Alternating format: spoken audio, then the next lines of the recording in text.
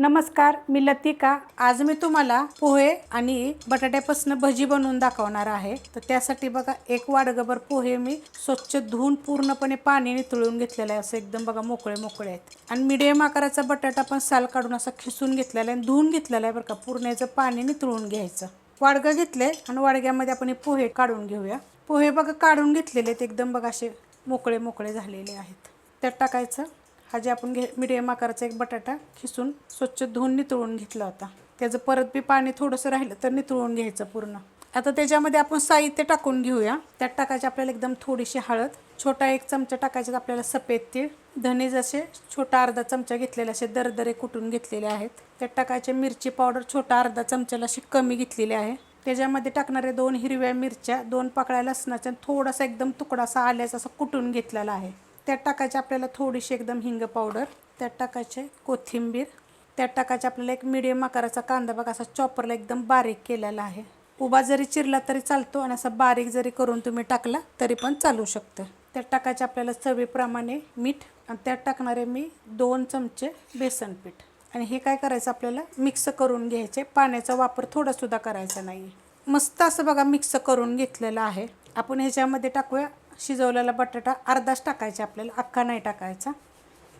शिजवून पूर्ण थंड करून घ्यायचा बरं का, साल काढून थंड करून घ्यायचं, नाही तर गरम गरम टाकू नका। अर्धाच टाकला आणि अर्धा ठेवला, अख्खा जरी टाकला तरी पण चालू शकतो। पण आपण ह्याच्यामध्ये म्हणजे कच्चा पण बटाटा टाकला आहे ना, त्यामुळे अर्धाच टाकायचा। आता तुम्ही ह्याच्यामध्ये थोडीशी पालक टाकू शकता, मेथी टाकू शकता, आवडत असेल तर असं टाकायचं काहीतरी वेगळं छान लागतं बरं का। खूप रेसिपी टाकलेल्या आहेत भज्यांच्या आणि बाकीच्या पण रेसिपी आपल्या चॅनलवर। असं नाही की बाबा भजीच नुसती आहेत, सगळ्या रेसिपी मी अपलोड करत राहते।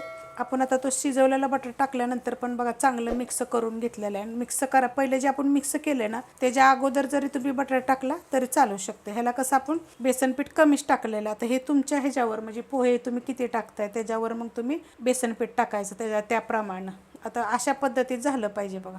तेल ठेवले बघा गरम करायला आणि तेल चांगलं आपलं कडक गरम झालेलं आहे। आपल्याला उचलायचे बघा नुसतं असंच, जास्त आपल्याला त्याला दाबायचं वगैरे नाही आहे। अशा पद्धतीत आपण जसे सांडगे कसे घालतो अशा पद्धतीमध्ये टाकायचं। हे माझ्या हाताचं पडलेलं आहे, ते सुटत नाही वगैरे बरं का बिलकुल सुद्धा, आणि एकदम कुरकुरीत होतात बघा,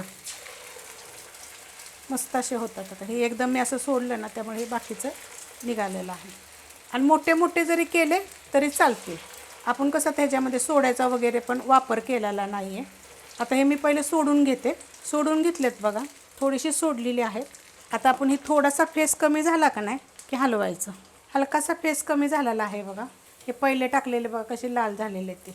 आणि आता ह्याला काय करायचं, मीडियम गॅसवरच फ्राय करून घ्यायचे। फास्ट गॅसवर जरी सोडल्यानंतर जरी तुम्ही फास्ट गॅस केला तरी पण चालू शकते। एकदम मस्त असे कुरकुरीत होतात एकदम मस्त बघा, असा गोल्डन कलर आलेला आहे। असं फ्राय करून घ्यायचे, थोडे मोठे जरी केले तरी पण चालू शकते। आता हे काढून घेते मी, तेलकट वगैरे बिलकुल होत नाही तर। आणि सोडताना तुम्हाला एक प्रश्न पडेल, ही निसटतं का? तर निसटत नाही। माझं जे कालवताना बोटाला लागलं होतं ना ते सगळं ह्याच्यामध्ये बघा गेलेलं आहे। मस्त होतात आणि मोठे मोठे केले तरी चालते, एकदम कुरकुरीत। तुम्हाला मी दाखवते गरममध्येच, हे बघा एकदम क्रिस्पी ना, आतून एकदम जाळीदार आणि तेलकट होत नाहीत काय ना। तर तुम्हाला अजून एक गोष्ट सांगते, जर तुम्हाला भजी नाहीत बनवायची तर ह्याचं तुम्ही थालीपीठ बनवू शकता, मस्त होतं। ह्याच्यामध्ये दुसरं जास्त साहित्य काहीच टाकायचं नाही, सेम हेच साहित्य पातळ पातळ थापायचे आणि तुम्ही हे टिफिनला पण देऊ शकता, मस्त होतात। एकदा तुम्ही करून बघा तशा पद्धतीनं, आणि जर तशा रेसिपी पाहिजे असल्या तरी तुम्ही कमेंट करून सांगा। आणि जर तुम्हाला ही भजीची रेसिपी आवडली ना तर लाईक करा, सबस्क्राईब करा, कमेंट करा आणि शेअर बी करा।